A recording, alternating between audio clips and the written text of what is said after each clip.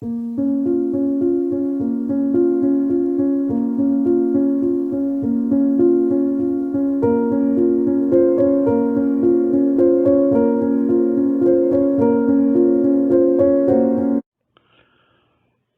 da saída dos filhos de Israel da terra do Egito, Moisés teve que se confrontar com 2 magos daquela nação, 2 lacaios da corte do faraó que serviam aos interesses do maior tirano da época e que imitavam de forma grotesca os sinais que Moisés fazia, de acordo com Êxodo 7, 10 a 11 e 20 e 22. Por tratar-se de charlatanismo, o Senhor instruiu a Moisés pela Torá que os magos, encantadores, adivinhos e médiums não deveriam receber crédito algum. E lemos isso em Deuteronômio 18, 10 a 11. Entre ti não se achará quem faça passar pelo fogo o seu filho ou a sua filha, nem adivinhador, nem prognosticador, nem agoureiro, nem feiticeiro, nem encantador de encantamentos, e nem quem consulte um espírito adivinho, nem mago, nem quem consulte os mortos, porque todo aquele que faz estas coisas é abominação ao Senhor. Ainda na mesma Torá, o Eterno declara o que deveria ser feito a essas pessoas que insistissem em tais práticas. Quando, pois, algum homem ou mulher tiver em si um espírito adivinho ou for encantador, certamente morrerão, com pedras se apedrejarão, o seu sangue é sobre eles. Levítico 20, 27. O profeta Daniel é testemunha da impotência dos magos, pois esses não conseguiram declarar o sonho de Nabucodonosor, nem tampouco dar a sua interpretação. Daniel 2, 1 a 11.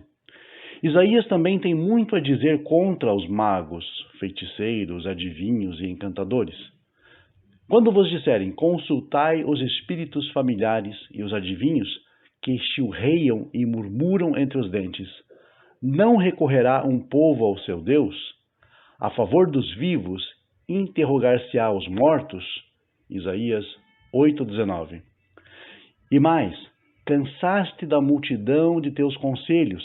Levantem-se agora os agoureiros dos céus, os que contemplavam os astros, os prognosticadores das luas novas, e salvem-te do que há de vir sobre ti. Eis que serão como a pragana, o fogo os queimará. Não poderão salvar sua vida do poder da labareda. Ninguém te salvará. Isaías 47, 3 a 15. Veja agora como o dicionário Michaelis da língua portuguesa define o termo mago. 1. Entre os medos e os persas, influente sacerdote Zoroastra, que estudava os astros. 2. Cada um dos 3 reis que, tendo como guia uma estrela, foram a Belém adorar o recém-nascido menino Jesus. 3. Aquele que sabe desenvolver e empregar os poderes mágicos e fazer adivinhações. Bruxo, feiticeiro. Mas olhem só que definição interessante. O dicionário oferece 3 definições para a palavra, as quais obviamente se relacionam. Mágico, feiticeiro, visitantes do menino Jesus. Não é curioso isso? No hebraico e também no grego, a palavra tem o mesmo conceito. Fire, perito em grego neotestamentário, confirma todos esses sentidos para a palavra e acrescenta ainda astrólogos, isto é, prognosticadores, pessoas que consultavam os astros. Sim, essa é a classe de pessoas que vieram visitar Jesus. Todavia, no Novo Testamento, os magos passam a ter um tratamento diferente daquele que a Torá ordenava. Agora, eles não aparecem mais como bruxos, como encantadores ou astrólogos, não. Eles são homens piedosos que passaram dias sobre o lombo de camelos na intenção de visitar aquele que, para o cristianismo, seria o Salvador do mundo. O curioso é que todos os avatares, as supostas encarnações de deuses pagãos, assim como Jesus, teriam também nascido sob os mesmos eventos de mães virgens, por exemplo, e também receberam visitas de bruxos, magos e feiticeiros. Nos tempos antigos, os magos, provenientes das terras orientais como a Babilônia, tinham, segundo se pensava, o poder de conjurar os astros e saber deles o futuro. Sendo assim, esses bruxos antigos buscavam nos vaticínios das estrelas um guia para a vida, para o comportamento e para as atitudes. Eles traçavam mapas astrais e monitoravam o movimento dos astros, interpretando seus sinais, predizendo por meio deles eventos anormais, cataclismas da natureza, diziam a sorte, canalizavam divindades, segundo se cria, controlavam os poderes sobrenaturais. Da mesma forma, os magos que vieram do Oriente para visitar Jesus também praticavam tais coisas proibidas pela Torá, como vimos acima. Na versão da Bíblia em inglês chamada King James, esses bruxos visitantes não mais são chamados de magos, um termo que obviamente incomoda.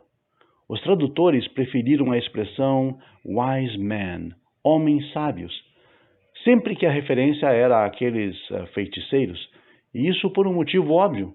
No tempo em que a versão estava sendo composta, por volta do século XVII, vivia-se uma verdadeira caça às bruxas em toda a Europa e América, tendo como seus autores tanto católicos quanto protestantes.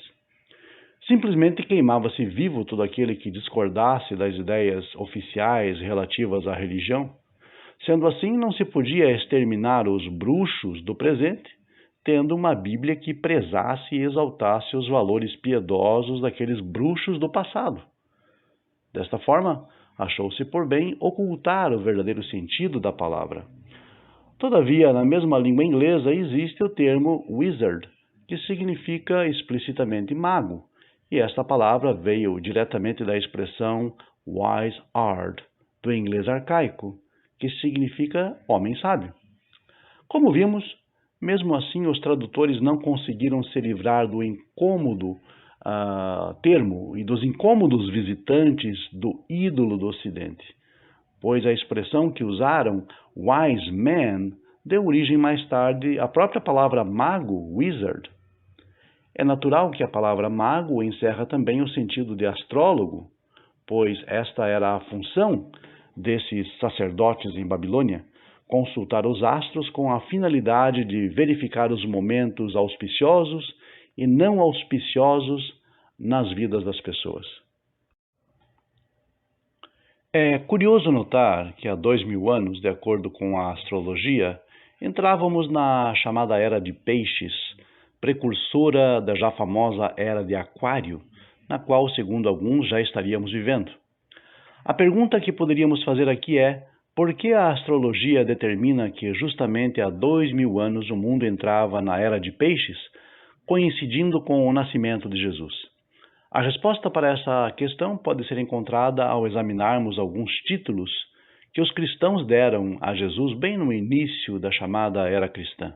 Um desses títulos era Jesus Cristo, Filho de Deus Salvador.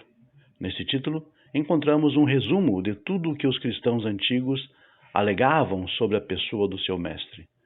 Mas como ficaria tal título na língua grega comum da época? Vejamos. Jesus Christus Theou Hios Soter. Jesus Cristo, Filho de Deus Salvador. Observe bem as letras maiúsculas que aparecem nesta frase em grego. Elas formam um anagrama místico, uma combinação de iniciais, formando outra palavra com sentido secreto. Se juntarmos as mesmas iniciais, teremos Ichthys, pronúncia Ichthys, que significa peixe no grego do Novo Testamento. Daí termos hoje em dia, por exemplo, a ictiologia, que é a ciência que trata dos peixes. Ao contrário do que se possa pensar, isso tudo não é mera coincidência. Não é à toa que aqueles bruxos e astrólogos foram visitar o infante Jesus, justamente quando, de acordo com a sua falsa ciência, o mundo entrava na Era de Peixes. Convém também lembrar que o peixe foi um dos primeiros símbolos do cristianismo, talvez mesmo antes da cruz. Este símbolo pode ser encontrado nas catacumbas de Roma e em diversos outros monumentos cristãos. E não só isso, aparece também estampado em muitas bíblias cristãs que os evangélicos, que se dizem fundamentalistas até o cerne, carregam orgulhosamente para cima e para baixo. Não é interessante que o peixe estampado nas Bíblias cristãs esteja ligado diretamente com a astrologia e a magia? O que poderiam argumentar em contrário? Que trata-se de um símbolo bíblico? Onde temos isso? Mas que ligação estranha é essa? Por que será que os inimigos de Moisés e Daniel, os magos, eram amigos e até adoradores de Jesus? Compare os textos. Êxodo 7, 10 a 13, Daniel 3, 6 a 12, com Mateus 2, 1 a 2. Lembre-se também que certos deuses dos filisteus tinham a forma de peixe, sendo o mais conhecido Dagon. O próprio sentido do nome hebraico desse deus pagão é pequeno peixe, embora possa também haver o sentido de cereal, uma vez que esse deus era o protetor das colheitas. Juízes 16, 23, 1 Samuel 5, 1 a 4. Urashi e Oradak, dois grandes comentaristas medievais judeus, confirmam a figura pisiforme dessa divindade pagã. Todas essas ligações nada recomendáveis nos fazem ver cristalinamente que jamais houve convivência ou conivência pacífica entre Deus, o Deus revelado pela Torá, e magos, feiticeiros, astrólogos, bruxos, ao contrário do que ocorre no Novo Testamento, onde magos são festejados, onde astrólogos e bruxos são festejados. Que interesse teriam esses inusitados visitantes de Jesus em seu nascimento? Por que trataram-no como uma divindade, inclusive vindo para adorá-lo? Que conhecimento essas pessoas tinham das Escrituras, uma vez que não vieram por elas guiados, mas sim pelos astros? Porque a vida de Jesus foi costumeiramente cheia de eventos nos quais ele aparece violando a lei, tal como seus visitantes que observavam os céus? Porque há vários exemplos na vida de Jesus de práticas condenáveis, tais como comunicação com demônios, com mortos, etc., práticas essas comuns entre magos, bruxos e feiticeiros. A bem da verdade, os cristãos modernos seguem de perto essas práticas, pois confiam nelas como pretensamente obras de Deus, que infelizmente não podem ser confirmadas pela Torá, seguindo consciente ou inconscientemente o mau exemplo daqueles ilustres charlatães visitantes. O que estaria fazendo uma trupe de impostores, cujas atividades sempre foram condenadas por Deus, junto àquele que supostamente viera para salvar o mundo? Mas salvar do quê? Salvar de que jeito? Por meio desses visitantes e essas práticas que estariam irremediavelmente condenadas. Veja ainda Isaías 47, 13 a 14. Bons estudos e até a próxima. E como sempre, a nossa mensagem final: se você gostou desse vídeo, curta e compartilhe. Se ainda não é inscrito, inscreva-se já e ative as notificações.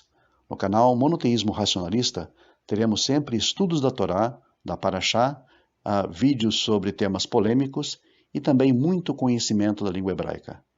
Fique conosco e até o próximo vídeo.